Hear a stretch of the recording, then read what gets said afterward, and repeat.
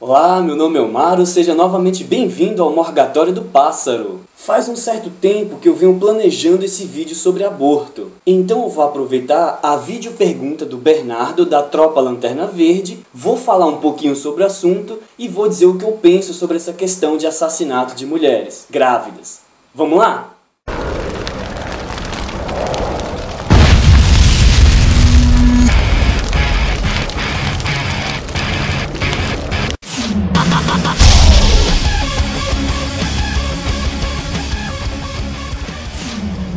Aborto é um assunto muito polêmico que é amplamente discutido em praticamente todas as sociedades. O Papa já deu sua opinião sobre o assunto, vários vloggers já deram a sua opinião sobre o assunto, e agora, depois de todo mundo já ter dado o seu pitaco, chegou a minha vez de falar sobre isso também.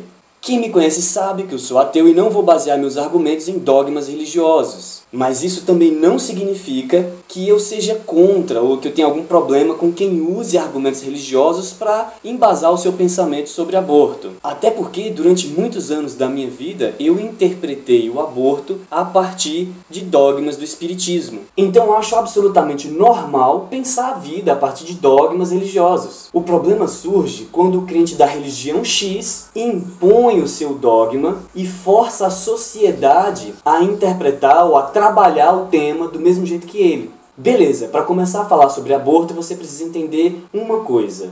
Você é o seu cérebro. Sem cérebro, não há indivíduo. Você pode perder um braço, uma perna, você pode perder o olho, a boca, a língua, o nariz. Mesmo perdendo partes do seu corpo, você vai continuar sendo um indivíduo, porque você continuará tendo consciência. E a consciência está no cérebro. Agora, os danos causados diretamente no cérebro afetam a sua personalidade. Inclusive, muitas pessoas acreditam que o cérebro, que as células do cérebro não se regeneram, que elas não se multiplicam. Esse mito nasceu dentro da própria comunidade científica que acreditava que as células do cérebro não se multiplicavam. Mas sim, é possível criar novas células cerebrais. Isso foi descoberto em maio de 1990, quando os pesquisadores da Universidade de Medicina Johns Hopkins anunciaram que é possível a reprodução de neurônios humanos. Porém, o novo neurônio não vai conter a memória das células antigas. Ou seja, mesmo criando novas células cerebrais, você jamais voltará a ser a mesma pessoa que você era antes. Você manterá o mesmo perfil genético, mas perderá para sempre a sua identidade cultural. É possível chamar uma pessoa, um animal ou uma criatura qualquer de ser vivo, mesmo se ele não tiver atividade cerebral? Sim, eles são seres vivos, independente de ter cérebro ou não. Mamíferos são seres vivos, peixes são seres vivos, carrapatos são seres vivos, bactérias são seres vivos, espermatozoides são seres vivos, mas eles não são pessoas. Eu não vou discutir aonde começa a vida, porque se for assim, a vida começa com um espermatozoide maroto dentro do meu saco. Vamos em busca de onde começa a pessoa, ou seja, onde se dá, em que momento se dá o desenvolvimento do cérebro. Aqui do lado nós temos um ovócito, que é um gameta feminino, e um espermatozoide, que é um gameta masculino. Você pode até dizer que são seres vivos, mas você ainda não pode dizer que são pessoas. Após a fecundação surge o zigoto, e o zigoto ele vai se multiplicar através do processo de mitose. Aqui na barra de descrição tem um vídeo excelente para você que nunca entendeu como funciona esse processo de multiplicação celular através do processo de mitose. Beleza? Dá uma conferida lá depois. Aliás,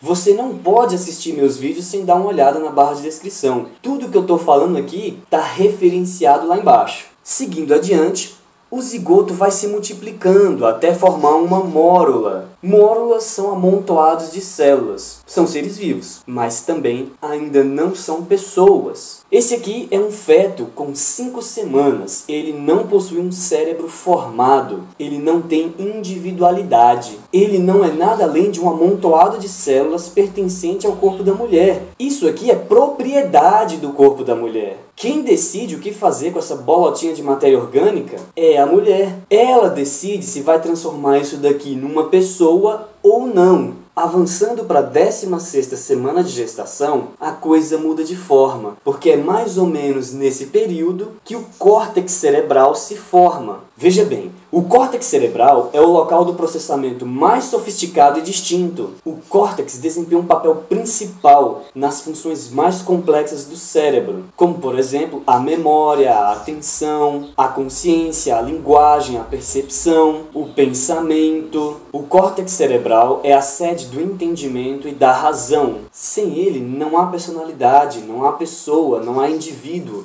não há consciência.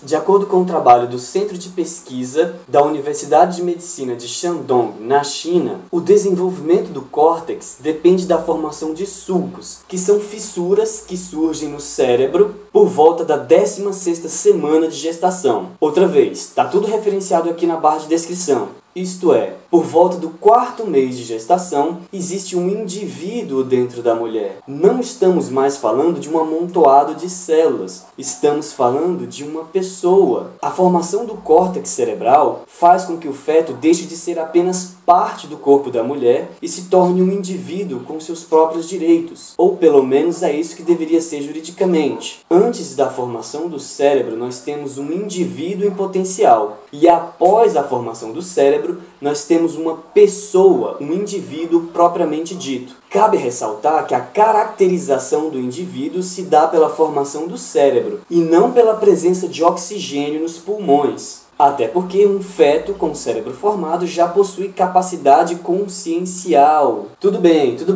O feto depende da mãe para obter oxigênio, mas após o parto ele vai continuar dependendo da mãe para obter carboidratos, para obter proteínas, vitaminas, água, enfim, continua sendo um ser dependente do mesmo jeito. Reiterando que a capacidade consciencial do indivíduo não começa a partir da primeira inspiração. Muito antes da primeira respiração, o feto já está pensando e interagindo com a mãe, inclusive respondendo a estímulos sonoros do pai. Então essa história de necessitar de oxigênio nos pulmões para considerar como indivíduo é uma furada. Resumo da ópera e recapitulação dos conceitos que eu formulei aqui. Conceito de ser vivo. Bom, ser vivo é tudo que você conseguir encontrar no reino Monera, no reino Plantae, no reino Fungi, no reino Protista, no reino Animalia, enfim. Todos são seres vivos. Conceito de indivíduo em potencial é o embrião sem a formação do cérebro. Conceito de indivíduo é a pessoa propriamente dita, é o feto que já tem um cérebro formado. Então, eu sou a favor do aborto até a 16ª semana de gestação, mas eu sou contra o aborto após a formação do córtex cerebral. Algumas observações. O que vale mais, a vida do feto ou a vida da gestante? A vida da gestante vale mais, pois nós não podemos trocar um indivíduo em potencial por uma pessoa. Quando houver risco de vida, a gestante deve ser priorizada. Até que mês um feto gerado num estupro pode ser abortado? Não importa se o coito veio de um estupro ou não. Sou a favor do aborto até a 16ª semana de gestação e sou contra o aborto após a formação do córtex cerebral, mesmo em casos de estupro. Afinal de contas, o nascituro não tem culpa de ter sido gerado nessas condições. Porém, cabe ao Estado providenciar o aborto em tempo hábil para aquelas mulheres que foram estupradas e querem abortar. Reiterando, não é o caso de obrigar a mulher a abortar. É a situação de oferecer a opção dela abortar ou não. Isso vai variar de acordo com a escolha da pessoa. Aborto de anencéfalos pode ser feito após a 16ª semana de gestação? É claro que sim. Precisa explicar o motivo? E agora, respondendo à pergunta do Bernardo, quem assassina uma grávida deve ser julgada por duplo homicídio? Depende, deve ser feito um exame para verificar o estágio da gravidez. Se o feto tiver com mais de 16 semanas, mais de 4 meses, o réu deve ser condenado por duplo homicídio. Mas, se o feto não tiver o córtex cerebral formado, ele não deve ser condenado por duplo homicídio. Mas veja bem, deve acontecer pelo menos um agravante na pena, porque ele interrompeu um indivíduo em potencial, interrompeu a formação de um indivíduo em potencial. Cabe ressaltar que a única pessoa que tem o direito de interromper a formação de um indivíduo em potencial, ou seja, um embrião sem formação cerebral, é a própria gestante. Outra coisa, não podemos considerar gametas como indivíduos em potencial, porque se for assim, o assassino de um homem qualquer vai ter que responder pelo crime de bilhões de pessoas. Seguindo a mesma lógica, uma punheta seria um genocídio, e aí não dá. Bernardo, essa aí foi a minha resposta para a sua videopergunta. Você viu aí que eu me baseio em aspectos científicos e a presença do córtex cerebral dita o meu posicionamento em relação ao aborto e, obviamente, em relação à punição de uma pessoa que assassinar uma mulher grávida. Seres humanos, por hoje é só. Eu fico por aqui. Um forte abraço a todos e falou!